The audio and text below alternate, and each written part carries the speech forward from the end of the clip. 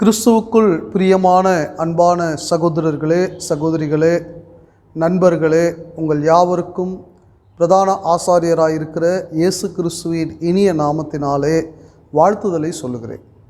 அழைப்பு என்கிற ஒரு பாட வரிசையை நாம் தொடர்ந்து படித்து வருகிறோம். எதற்காகவெல்லாம் நாம் அழைக்கப்பட்டிருக்கிறோம் என்பதை நாம் படித்து வருகிறோம். எதற்காகவெல்லாம் அழைக்கப்பட்டிருக்கிறோம் அப்படின்னு நாம் படிக்கும் பொழுது அந்த நோக்கத்தை தெளிவாக நாம் புரிந்து கொள்ள வேண்டும். இப்போ கடந்த பாடத்தில் பாடுகளை சகிக்க நாம் அழைக்கப்பட்டிருக்கிறோன்னு சொல்லும் பொழுது அந்த அழைப்பு வேண்டாம் அப்படின்னு நாம் சொல்ல முடியாது. அந்த அழைப்பை புரிந்து கொண்டால்தான் பலனையும் தைரியத்தையும் கிறிஸ்துவுக்குள்ளாக நாம் பெற்றுக்கொள்ள முடியும். அதே போல் இந்த நாளில் எதற்காக நாம் அழைக்கப்பட்டிருக்கிறோம் என்பதற்கான ஒரு காரணத்தை நாம் படிக்க போகிறோம். 1 கொரிந்தியர் புஸ்தகம் 1ஆம் அதிகாரம் 9வது வசனத்தை நாம் படிக்கும்படியாக இந்த அருமையான வேளையில் நாம் கடந்து செல்வோம்.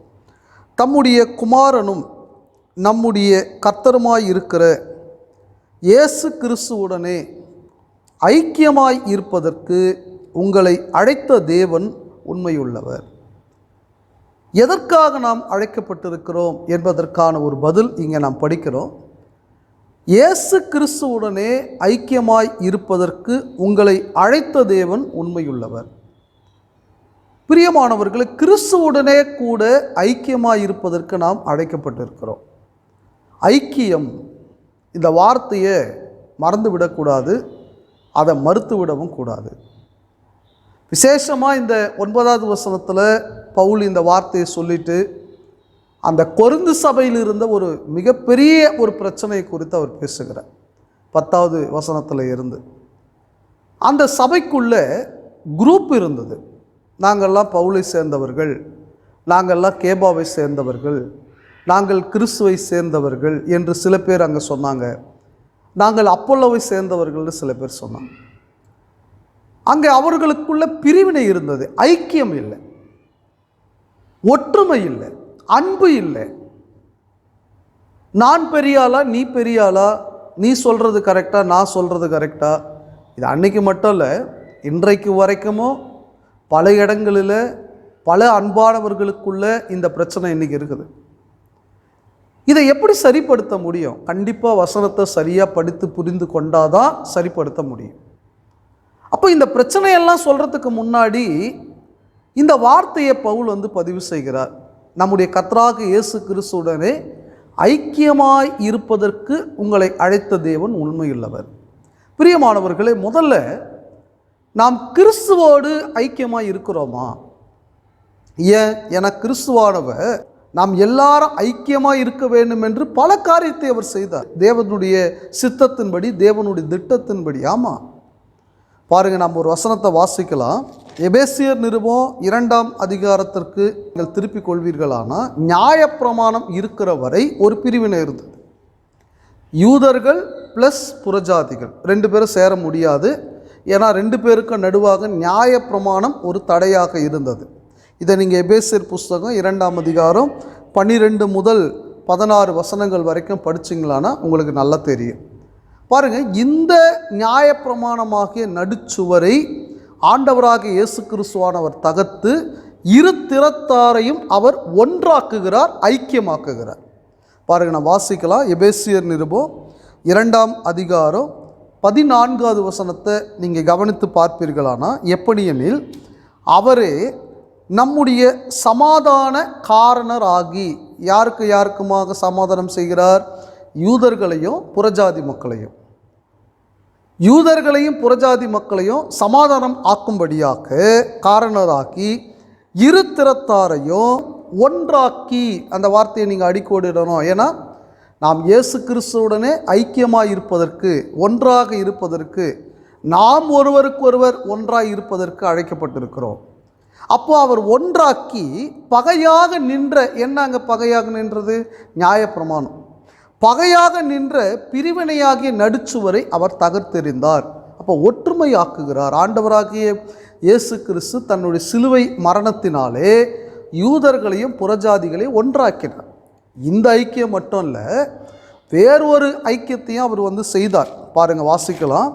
கொலோசியர் நிருபம் 1ஆம் அதிகாரத்துக்கு உங்கள் வேதாகமத்தை நீங்கள் திருப்பிக் கொள்வீர்களானால் 20வது வசனத்தை நீங்கள் வாசிச்சு பாருங்க. கொலோசியர் நிருபம் 1ஆம் அதிகாரம் 20வது வசனம் பாருங்க. அவர் சிலுவையில் சிந்தின இரத்தத்தினாலே, ஆண்டவராக இயேசு கிறிஸ்துவானவர் எவ்வளோ கஷ்டப்பட்டு பாடுபட்டு அவர் அங்கே சிலுவையில் ரத்தம் சிந்தினார். இதை நம்ம மறக்க மாட்டோம். வேத வசனத்தை படிக்கக்கூடிய ஒவ்வொருவரும் ஆண்டவராக இயேசு கிறிஸ்துவானவருடைய இந்த அன்பை குறித்து உண்மையாகவே நாம் தேவனுக்கு நன்றி உள்ளவர்களாக இருக்க வேண்டும். அதை நாம் கிறிஸ்துவுக்குள்ளானவர்கள் வார வாரம் நாம் அதை நினைவு கூறுகிறோம் இல்லைங்களா? அப்படி நினைவு கூறக்கூடியதான நாம ஒரு காரியத்தை நீங்கள் புரிந்து கொள்ள வேண்டும். இந்த வசனத்தின்படி பாருங்க, அவர் சிலுவையில் சிந்தின இரத்தத்தினாலே சமாதானத்தை உண்டாக்கி. இது எங்க யாருக்குமான சமாதானம் சொல்றார் பாருங்க.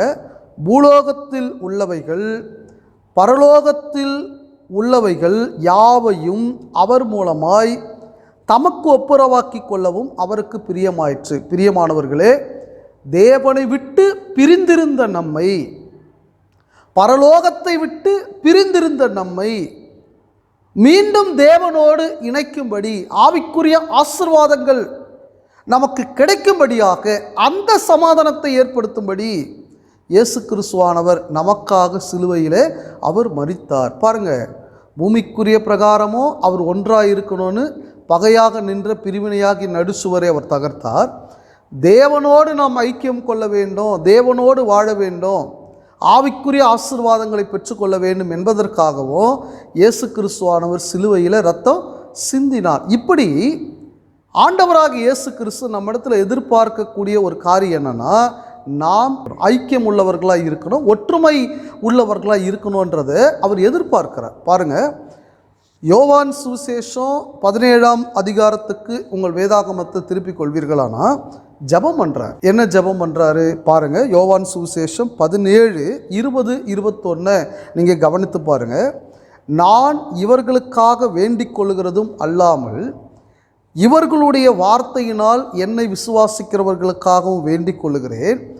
அவர்கள் எல்லோரும், பாருங்க, எல்லாரும், வசனத்தை கேட்கக்கூடிய எல்லாரும், புதிய ஏற்பாட்டு சட்டத்தை கேட்கக்கூடிய எல்லாரும் ஒன்றாய் இருக்கவும். அப்போ நாம, நீ வேற ஆளு, நான் வேற ஆளு, நீ இந்த ஊரை சேர்ந்தவர், நீங்கள் இந்த ஊரை சேர்ந்தவர், இந்த மொழி பேசக்கூடியவர், நீங்கள் இந்த மொழி பேசக்கூடியவர் அப்படின்னு பிரிந்திருக்கணும்னு அவர் எதிர்பார்க்குறாரா? கொஞ்சம் நீங்கள் யோசிச்சு பாருங்க. வேற வேற ஆளுங்க அப்படின்னு பிரிந்திருக்கணும்னு அவர் யோசிக்கிறாரா? எல்லாரும் ஒன்றாய் இருக்க வேண்டும், ஐக்கியமாக இருக்க வேண்டும், ஒற்றுமையாக இருக்க வேண்டும். நல்லா புரிஞ்சுக்கங்க. தேவனுடைய திட்டத்தையும் ஆண்டவராக இயேசு கிறிஸ்துவானவருடைய கட்டளையும் நீங்கள் மறந்துடாதீங்க. அவர் என்ன ஜெபிக்கிறார் பாருங்க. அவருடைய ஜெபத்துக்கு உண்மையாகவே பலன் கிடைக்கணும் தானே? அவர் ஜெபத்துக்கு உண்மையாக பலன் கிடைக்கணும்னா நீங்களும் நானும் ஒற்றுமையாக தானே இருக்கணும். ஏன் மனிதர்களுக்குள்ள, கிறிஸ்துவுக்குள்ளானவர்களுக்குள்ள பிரிவினை வருது? ஒரே சத்தியத்தை போதிக்கிறவர்களுக்குள்ள, உன் மீட்டிங்க்கு நான் வரமாட்டேன், என் மீட்டிங்க்கு நீ வராத, உன்னை பார்த்தா நான் நேரில் பேச மாட்டேன், என்னை பார்த்தா நீ நேரில் பேசாதன்ற பிரிவினை எங்கேருந்து வருது? ஏன் ஒரு கிறிஸ்துவுக்குள்ளானவரை பார்த்து முகத்தை திருப்பிட்டு போயிடுறோம் நாம? ஏன் ஒரு கிறிஸ்துவுக்குள்ளானவர்களுடைய வீட்டில் ஸ்தோத்திர கொட்டை வச்சா நம்ம போகிறது இல்லை? என்ன காரணம்? அப்போ இயேசு கிறிஸ்து செய்த ஜெபத்தை நாம் நினச்சி பார்க்கறது இல்லை இல்லைங்களா? பாருங்கள், அவர் என்ன சொல்கிறார் பாருங்க. அவர்கள் எல்லாரும் ஒன்றாக இருக்க வேண்டும். பிரியமானவர்களே, அப்போ உண்மையாக இயேசு கிறிஸ்துவானவர் நாம் ஒற்றுமையாக இருக்க வேண்டும், ஐக்கியமாக இருக்க வேண்டும் என்று அவர் நினைத்தார். பாருங்க, அவர் ஜெபம் பண்ணதோடு மாத்திரமல்ல, தம்முடைய சீஷர்கள் அவ்வப்பொழுது தங்களில் யார் பெரியவன் அப்படின்னு பேசிப்பாங்க. இப்போ கண்டிப்பாக யார் பெரியவன் வரும்பொழுது அங்கே குழப்பம் வரும், பிரிவினை வரும். அவரை சார்ந்தவர்கள் அவரை சப்போர்ட் பண்ணுவாங்க, இவரை சார்ந்தவர்கள் இவரை சப்போர்ட் பண்ணுவாங்க இல்லைங்களா? அந்த மாதிரியான ஒரு சூழ்நிலையில் தான் மத்தேயு சுவிசேஷம் 18ஆம் அதிகாரம் 3வது வசனத்தில் அவர் சொல்கிறாரு, நீங்கள் மனம் திரும்பி பிள்ளைகளைப் போல் ஆகாவிட்டால் பரலோக ராஜ்யத்தில் பிரவேசிக்க மாட்டீர்கள் என்று மெய்யாகவே உங்களுக்கு சொல்லுகிறேன்னு சொல்கிறார். அப்போ நீங்கள் ஒரு பிள்ளையை போல, சிறு பிள்ளைகள் பாருங்கள் சண்டை போட்டுப்பாங்க, அடுத்த நிமிஷம் எல்லாம் ஒன்று கூடிப்பாங்க, அவங்களுக்குள்ள அந்த பிரிவினை இருக்காது. அடுத்த நிமிஷம் அவங்க பேசிடுவாங்க, ஒன்றா விளையாடிட்டு இருப்பாங்க.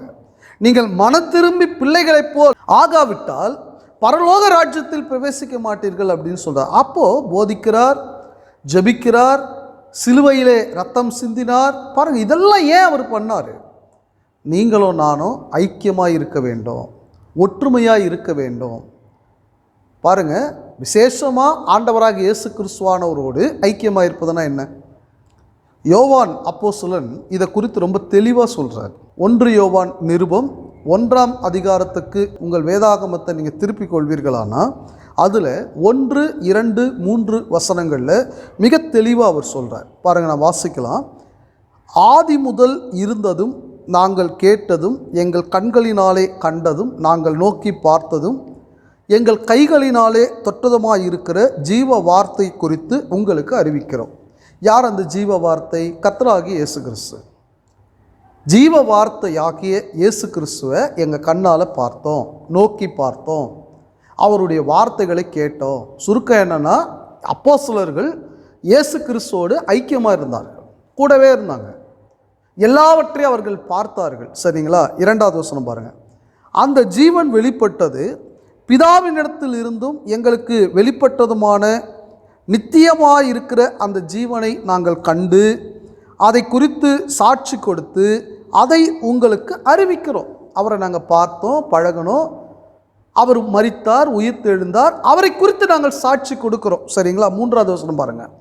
நீங்கள் இந்த வசனத்தை கேட்டுக்கொண்டிருக்கிற அந்த காலத்தில் வாழ்ந்த கிறிஸ்துவுக்குள்ளானவர்களும் சரி, இந்த காலத்தில் வாழ்ந்து கொண்டிருக்கிறவர்களானாலும் சரி, நீங்கள் எங்களோட ஐக்கியம் உள்ளவர்களாக்கும்படி. யாரோட? அப்போஸ்தலர்களோடு. பாருங்கள், நல்லா புரிஞ்சுக்கங்க. இந்த அப்போஸ்தலருடைய ஐக்கியம் யாரோடு இருந்தது? ஆண்டவராக இயேசு கிறிஸ்துவானவரோடு இருந்தது, இல்லைங்களா? கிறிஸ்துவின் ஐக்கியம் யாரோடு இருந்தது? அவர் பிதாவோடு ஐக்கியமாக இருந்தார். புரியுதுங்களா? பிதா கிறிஸ்துவோடு ஐக்கியமாக இருந்தார், கிறிஸ்துவானவர் அப்போஸ்தலர்களோடு ஐக்கியமாக இருந்தார். இப்போ அப்போஸ்தலர்கள் என்ன சொல்கிறாங்க? நீங்கள் எங்களோடு ஐக்கியமாகுங்கன்றாங்க. பார்த்தீங்களா? இப்போ நாம் அப்போஸ்தலர்கள் கூட ஐக்கியமாகும் பொழுது கிறிஸ்துவோடு நாம் ஐக்கியமாகிறோம், பிதாவோடு நாம் ஐக்கியமாகிறோம். ரைட்டா இல்லைங்களா? அப்போ தம்முடைய குமாரனாகி இயேசு கிறிஸ்துவுடனே ஐக்கியமாக இருப்பது என்பது எப்படி? இப்படி தான். சரி, அடுத்த ஒரு கேள்வி நமக்கு வருகிறது. அப்போஸ்தலர்களோடு ஐக்கியமாக இருக்கிறதுனா என்ன சொல்கிறாருங்க? நீங்கள் எங்களோடு ஐக்கியம் உள்ளவர்களாகும்படி என்ன செய்யணும்? நாங்கள் கண்டும் கேட்டும் இருக்கிறதை உங்களுக்கு அறிவிக்கிறோம், போதிக்கிறோம். பாருங்கள், இன்னைக்கு கிறிஸ்துவோடு கூட நாம் ஐக்கியமாக இருக்கணும்னா ஒரே உபதேசத்தை நாம் கற்றுக்கொண்டு கீழ்ப்படியணும். இப்போது ஆண்டவராக இயேசு கிறிஸ்துவானவர் ஜெபம் செய்தார்னு ஒரு வசன பகுதியை படித்து காட்டினேன், இல்லைங்களா? யோவான் 17ஆம் அதிகாரம் 20வது வசனம். 21 நான் சொன்னேன், அவர்கள் எல்லாரும் ஒன்றாக இருக்கணும்னு அவர் ஜெபம் பண்ணார்.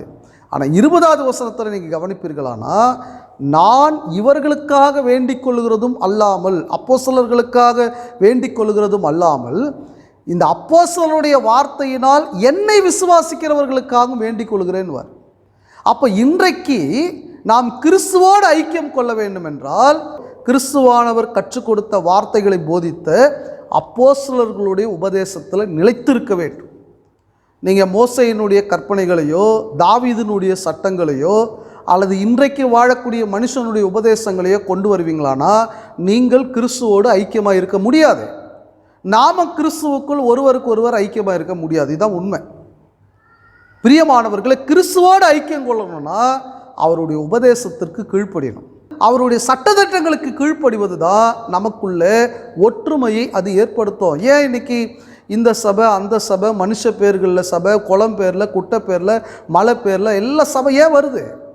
ஏன்னா அவர்கள் அப்போஸ்தலருடைய உபதேசத்தை பின்பற்றுறதில்லை. அப்போஸ்தலர்கள் என்ன கற்றுக் கொடுத்தாங்களோ அதை குறித்து அவங்க சிந்திக்கிறது இல்லை. அப்போஸ்தலருடைய உபதேசத்தை தூக்கி போட்டுட்டு யாரோ ஒரு மனுஷன் எழுதின வார்த்தைகளை எடுத்துக்கொண்டு ஐயா இப்படி சொல்லிட்டாரு, அண்ணன் இப்படி சொல்லிட்டாரு, இவர் இப்படி சொல்லிட்டாருன்னு மனுஷனுடைய வார்த்தைகளை தான் போதித்து கொண்டிருக்கிறாங்க. பிரியமானவர்களை, நீங்கள் சற்று சிந்திக்கும்படி உங்களை நான் அன்போடு கூட கேட்டுக்கொள்கிறேன். அப்போ நாம் ஐக்கியம் உள்ளவர்களாக இருக்க வேண்டும். அதுவும் யாரோட ஐக்கியமாக இருக்க வேண்டும்? கிறிஸ்துவோடு ஐக்கியமாக இருக்க வேண்டும். எப்படி நாம் கிறிஸ்துவோடு ஐக்கியமாக இருக்க முடியும்? அப்போஸ்தலருடைய உபதேசத்தை நாம் கை கொள்ளும் பொழுது தான் ஐக்கியமாக இருக்க முடியும். பிரியமானவர்களே, இப்படி உபதேசத்துக்கு கீழ்ப்படிவதின் மூலமாகத்தான் நமக்குள்ளும் ஐக்கியம் வரும், இல்லைங்களா? பாருங்கள், நம்ம ஒரு வசனத்தை வாசிக்கலாம். இதே 1 யோவான் புஸ்தகம் 2ஆம் அதிகாரம் 4வது வசனத்தை நீங்கள் பாருங்கள். அவரை அறிந்திருக்கிறேன் என்று சொல்லியும், ஒருத்தர் சொல்கிறாரு எனக்கு இயேசு கிறிஸ்துவ நல்லா தெரியும், அவரை பற்றி நல்லா புரிந்து கொண்டிருக்கிறேன் அப்படின்னு சொல்லியோ அவருடைய கற்பனைகளை கை கொள்ளாதவன், அறிந்து கொள்ளாதவன், புரிந்து கொள்ளாதவன். நல்லா புரிஞ்சுக்கங்க, இயேசு கிறிஸ்துவை தெரியும்னு சொல்லக்கூடியவர் அவர் போதித்த சட்டதிட்டங்களை அறிந்து இருக்க வேண்டும், புரிந்திருக்க வேண்டும், கீழ்ப்பணிந்திருக்க வேண்டும். சரிங்களா? ஏன்னா ஆண்டவராக இயேசு கிறிஸ்துவானவர் உண்மையாக ஒருத்தர் அறிந்திருப்பாரானா வசனத்தின்படி கண்டிப்பாக ஃபோட்டோ வச்ச அந்த உருவத்தை அவர் வணங்க மாட்டார். ஏன்னா வசனத்தில் எந்த ஒரு இடத்துலையும் ஆண்டவராக இயேசு கிறிஸ்துவானுடைய முகம் இப்படி இருந்தது, அவர் இப்படி முடி வச்சிருந்தார் அப்படின்னு அவருடைய மாம்ச தோற்றத்தை பற்றி விவரிக்கப்படவே இல்லை.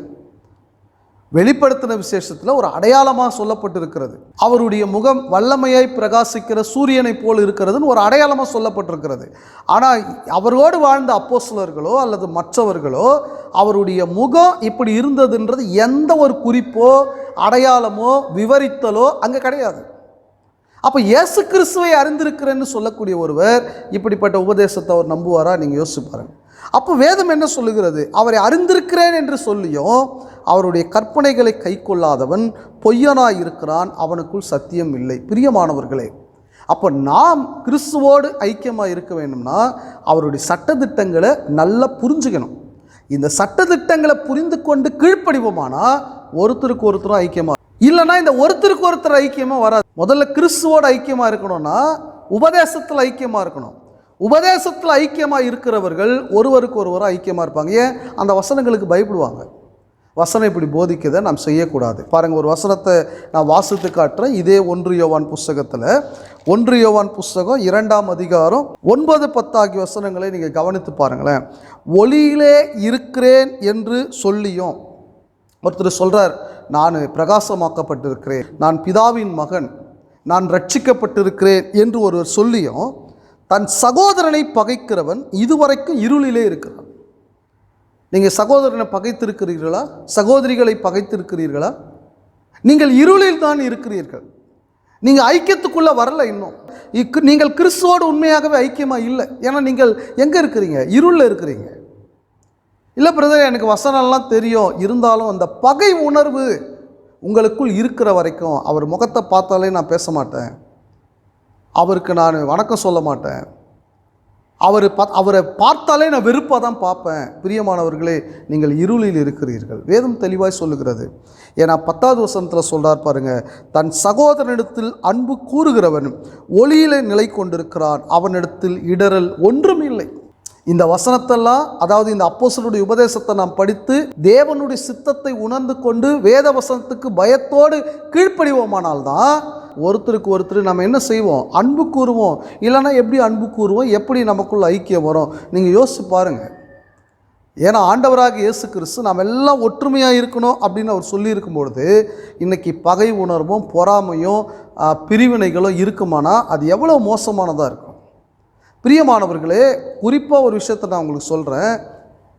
சகோதரர்கள் சகோதரிகள் எல்லாம் சபையாக ஒரே குடும்பமாக எல்லாரும் அவர்கள் ஐக்கியமாக இருக்கும் பொழுது அதை கெடுக்கும்படியே பிசாசானவன் பல தந்திரங்களை அங்கே போடக்கூடியவனாக இருக்கிறான். இதை நீங்கள் புரிந்து கொள்ளுங்கள். 1 பேதுரு புஸ்தகம் 5ஆம் அதிகாரம் நமக்கு எல்லாருக்கும் நல்லா தெரியும். அந்த 8வது வசனம், தெளிந்த புத்தி உள்ளவர்களாக இருங்கள், விழித்திருங்கள், ஏனெனில் உங்கள் எதிராளியாகிய பிசாசானவன் கெர்ச்சிக்கிற சிங்கத்தைப் போல எவனை விழுங்கலாமோ என்று வகை தேடி சுற்றி திரிகிறான். இப்போ யாரெல்லாம் ஒற்றுமையாக இருக்கிறா, யாரெல்லாம் பாசமாக இருக்கிறாங்க, யாரெல்லாம் ஒருத்தருக்கு ஒருத்தர் விட்டு கொடுத்துட்ருக்குறாங்க, ஒவ்வொருத்தராக பார்த்து அவங்களுக்குள்ள மாம்ச சிந்தனைகளை ஒருவேளை தூண்டலாம், பிரிவினைகளை அங்கே ஏற்படுத்தும்படியாக யோசனைகளை கொடுக்கலாம், இல்லைங்களா? அப்படி கொடுக்கும் பொழுது நிறைய பேர் என்ன யோசிச்சுடுறாங்கன்னா, அந்த மாம்ச சிந்தைக்கு உட்பட்டு அவங்க சகோதரனை அவங்க சகோதரியை கிறிஸ்துவுக்குள்ளானவர்களை வெறுத்து ஏதோ ஒரு மாம்ச எண்ணமாக இருக்கும். நிறைய காரணங்கள் நாம் சொல்லலாம். 2 கிறிஸ்துவுக்குள்ளான சகோதரர்கள் சேர்ந்து ஒரு இடம் வாங்கியிருக்கிறாங்க. அதில் ஒரு அடி ஒருத்தர் எக்ஸ்ட்ரா வீடு கட்டிட்டார். இன்னொருத்தர் என்ன செய்கிறாருன்னா, அவர் கட்டும்போது அவர் பார்க்கல, அவர் விட்டுட்டார். இப்போ அவர் வீடு கட்டும்பொழுது பார்த்தா இவருடைய இடத்துல ஒரு அடி அவர் கட்டிட்டார். அவ்வளோதான். இத்தனை வருஷமாக ஐக்கியமாக ஒன்றாக இருந்த அவங்க அந்த ஒரு அடி நிலத்துக்காக சண்டை போட்டு பிரிவினை வந்துடுச்சு. பக்கத்து வீடு, ஆனால் ஒருத்தருக்கு ஒருத்தர் பேச மாட்டாங்க. இந்த மாதிரி நிறைய காரணங்கள் நம்ம சொல்லிட்டு போகலாம். இந்த ஒரு அடி நிலம் நம்ம பரலோகம் போகாதபடிக்கு தடை செய்யக்கூடிய ஆயுதமாக பிசாசு பயன்படுத்துகிறான் பாரு. சின்ன சின்ன பிரச்சனைகளின் மூலமாக, மாம்ச எண்ணங்களின் மூலமாக நம்முடைய ஐக்கியத்தை பிசாசானவன் இன்றைக்கு குலைத்து கொண்டு தான் இருக்கிறான். இதை நீங்கள் புரிந்து கொள்ள வேண்டும். சண்டை போடுவதோ, பிரிவினைகளோடு வாழ்வதோ, ஐக்கியம் இல்லாமல் வாழ்வதோ அது தேவ சித்தமா பிசாசனுடைய விருப்பமா? நீங்கள் யோசிச்சு பாருங்கள். 1000 காரணம் நீங்கள் சொல்லலாம். இப்படி பண்ணிட்டாங்க, அப்படி பண்ணிட்டாங்க, அதனால தான் நான் பகை உணர்வோடு இருக்கிறேன், அதனால தான் நான் சண்டை போடுறேன். ஒரே ஒரு கேள்வி, இது தேவனுக்கு பிரியமானதா பிசாசுக்கு பிரியமானதா? இல்லைங்களா? 1 கொரிந்தியர் புஸ்தகம் 3ஆம் அதிகாரத்துக்கு உங்கள் வேதாகமத்தை நீங்கள் திருப்பிக் கொள்வீர்களானா அதில் 3வது வசனம் என்ன சொல்கிறார் பாருங்கள். 1 கொரிந்தியர் புஸ்தகம் 3ஆம் அதிகாரம் 3வது வசனம் பாருங்கள். பொறாமையும் வாக்குவாதமும் பேதகங்களும் உங்களுக்குள் இருக்கிறபடியால். பொறாமை இருக்குதா? வாக்குவாதம், ஆர்கியூமெண்ட் பண்ணிக்கிட்டே இருக்கிறானா, எதுக்கு எடுத்தாலும் சண்டை போட்டுட்டு ஆர்கியூமெண்ட் பண்ணிக்கிட்டே இருக்கிறானா? பேதகங்கள், குரூப்பு பிரிக்கிறது இருக்குதா? நீங்கள்லாம் அங்கே போகாதீங்க, அவங்கெல்லாம் இங்கே வர சொல்லாதீங்க அப்படின்னு குரூப்பு பிரிக்கிறது இருக்குதா? என்ன சொல்கிறார் பாருங்கள். உங்களுக்குள் இருக்கிறபடியால் நீங்கள் மாம்சத்துக்குரியவர்களாக இருந்து நீங்கள் கிறிஸ்தவர்களாக இருக்க முடியாது. நீங்கள் ஆவிக்குரியவர்களாக இருக்க முடியாது. நீங்கள் மாம்சத்துக்குரியவர்கள். பகை உணர்வோ, கோபமோ, பொறாமையோ, வாக்குவாதங்களோ, சண்டைகளோ நமக்குள் இருந்து பிரிவினையை ஏற்படுத்துகிறாங்க அப்படின்னா, பிரியமானவர்களை, வேதம் சொல்லுகிறது நீங்கள் மாம்சத்துக்குரியவர்கள், நீங்கள் ஆவிக்குரியவர்கள் அல்ல. நீங்கள் மனுஷ மார்க்கமாய் நடக்கிறீர்கள், மனுஷனுடைய வழியில் நீங்கள் நடக்கிறீர்கள், நீங்கள் தேவனுடைய வழியில் நடப்பது இல்லை. பிரியமானவர்களே, அப்போ வேதத்தின்படி நீங்கள் யோசிச்சு பாருங்கள். கடைசியாக நான் ஒரு வசனத்தை படித்து இந்த பாடத்தை நிறைவு செய்கிறேன். உண்மையாகவே அப்போஸ்தலனாகிய பவுல் பிலிப்பியர் நிருபத்தில் அவர் ஒரு அருமையான வார்த்தையை அவர் பதிவு செய்கிறார். உண்மையாக இந்த வசனத்தை நாம் புரிந்து கொள்வோமானா குடும்பத்திலையும் சரி, சபையிலையும் சரி, சமுதாயத்திலும் சரி, எந்த சண்டைகளோ பிரிவினைகளோ கண்டிப்பாக வராது. ஒருத்தருக்கு ஒருத்தர் ஐக்கியமாக இருப்போம். என்ன வசனம்? பிலிப்பியர் 2ஆம் அதிகாரம் 1 முதல் 5 வசனம் பாருங்கள். அடிக்கடி படித்து பாருங்கள் இந்த வசனத்தை. ஆதலால் கிறிஸ்துவுக்குள் யாதொரு ஆறுதலும், அன்பினாலே யாதொரு தேறுதலும், ஆவியின் யாதொரு ஐக்கியமும், யாதொரு உருக்கமான பட்சமும் இரக்கங்களும் உண்டானால் நீங்கள் ஏக சிந்தையும் ஏக அன்பும் உள்ளவர்களாய் இருந்து இசைந்த ஆத்துமாக்களாய், இசைந்தனா ஒருத்தருக்கு ஒருத்தர் அட்ஜஸ்ட் பண்ணி விட்டு கொடுத்து ஒன்றையே சிந்தித்து என் சந்தோஷத்தை நிறைவாக்குங்கள். பவுல் சொல்கிறார். ஒன்றையும் வாதினாலாவது வீண் பெருமையினாலாவது செய்யாதீங்க. பெருமைக்காக செய்யாதீங்க, பிடிவாதத்துக்காக செய்யாதீங்க, வாக்குவாதம் பண்ணி செய்யாதீங்க. மனத்தாழ்மையினாலே ஒருத்தருக்கு ஒருத்தர் மனத்தாழ்மையாக இருங்க. ஒருவரை ஒருவர், என்னை விட நீங்கள் பெட்டர், புத்திசாலி. ஒருத்தர் அப்படி யோசிக்கணுமா? ஒருவரை ஒருவர் தங்களிலும் மேன்மையானவர்களாக எண்ண கடவர்கள். எங்கே நினைக்கிறாங்க? அவன் முட்டாளுங்க, அவனுக்கு அறிவில்லை, அவங்க பேசுறதெல்லாம் முட்டாள்தனம், நான் பேசுறது தான் புத்திசாலித்தனம், அப்படி தான் நினைக்கிறோம். ஆனால் அப்போ வசனத்துக்கு நாம் விரோதமானவர்களோ இல்லையா? வசனம் என்ன சொல்லுது? மற்றவர்களை மேன்மையாக நினைங்க. ஆனால் நான் என்ன பண்ணுறேன்? என்னை மட்டும்தான் நான் மேன்மையாக நினைக்கிறேன். அப்போ நான் எப்படி ஐக்கியமாக இருக்க முடியும்? எப்படி ஐக்கியமாக இருக்கும்படி நான் அழைக்கப்பட முடியும்? யோசிச்சு பாருங்கள். 4வது வசனத்தில் சொல்கிறாரு, அவனவன் தனக்கானவைகளை அல்ல பிறருக்கானவைகளையும் நோக்குவானாக. நான் 3 வேளை சாப்பிட்டேன்றது முக்கியம் இல்லை, அடுத்தவங்க 3 வேளை சாப்பிட்டாங்களா? தனக்கானவைகள் அல்ல பிறருக்கானவைகளை நோக்குவானாக. 5வது வசனத்தில் சொல்கிறாரு, கிறிஸ்து இயேசுவில் இருந்த சிந்தையே உங்களிலும் இருக்க கடவுது. அப்போ தான் கிறிஸ்துவுடனே கூட நாம் ஐக்கியமாக இருக்க முடியும். அவரோடு ஐக்கியமாக இருக்கிறவர்கள் பிதாவோடு ஐக்கியமாக இருப்பார்கள். பிதாவோடு ஐக்கியமாக இருக்கிற ஒவ்வொருவரும் பரிசுத்த ஆவியானவருக்குள்ளும் நாம் ஐக்கியமாக இருப்போம். பரிசுத்த ஆவியானவருக்குள் ஐக்கியமாக இருக்கிற ஒவ்வொருவரும் நமக்குள்ளும் ஒருவருக்கொருவர் ஐக்கியமாக இருப்போம். அன்பானவர்களே, பகைகளை மறந்து ஒருவருக்கொருவர் ஐக்கியமாக இருப்போம். தேவனுக்கு பிரியமாய் வாழ்வோம். உங்கள் யாவரையும் தேவன் தாமே ஆசீர்வதித்து வழி நடத்துவாராக. அன்பானவர்களே, தேவனை ஆவியோடும் உண்மையோடும் ஆராதிக்க உங்களை கிறிஸ்துவின் சபையார் அன்புடன் அழைக்கிறோம். கொளத்தூரில் ஆராதனை நேரம் ஞாயிறு காலை 9:30 மணி மற்றும் மாலை 5 மணி. கூடுமிடும் எண் 9 அரிதாஸ் முதல் குறுக்கு தெரு, கொளத்தூர், சென்னை 99. நீங்கள் ஆராதனையில் பங்கு பெற்று தேவனுடைய ஆவிக்குரிய ஆசீர்வாதத்தை பெறும்படி அன்புடன் அழைக்கிறோம்.